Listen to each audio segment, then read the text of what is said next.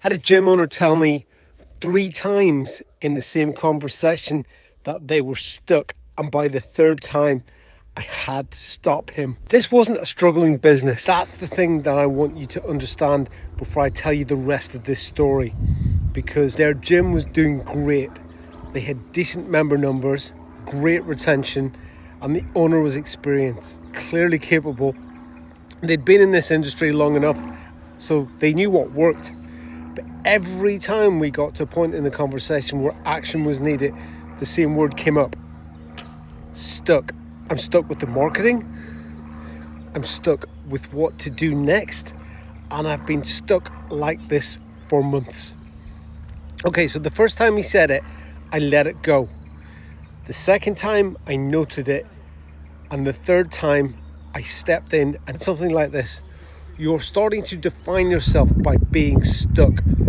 And the more you tell yourself that story, to me, to other people, to yourself at 6 a.m. in the morning when you're lying in bed thinking about your business, the more this becomes your world, your reality. And do you know what? He pushed back a little bit. He said it wasn't a story, it's just the reality of where he was in his business. So I did something that felt a little bit blunt in the moment, but for me it was 100% the right call.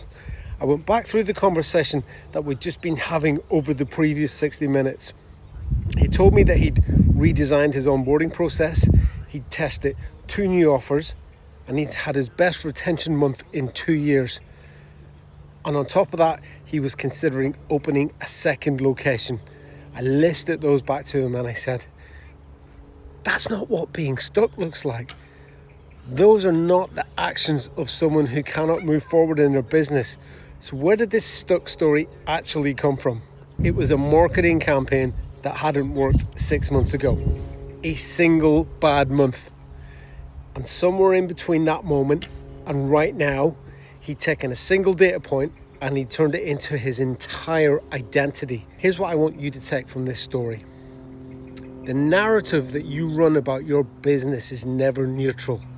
It shapes every single decision that you make. So here's the thing. The question worth asking yourself is this: if someone who didn't know your business at all looked at what you'd actually achieved in the last 90 days, what story would they tell about you? Not the story that you're telling yourself at 6 a.m, the story that the actual evidence tells. Because those two stories, my friend, are very, very different. And the one that you choose to believe is the one that determines what happens next.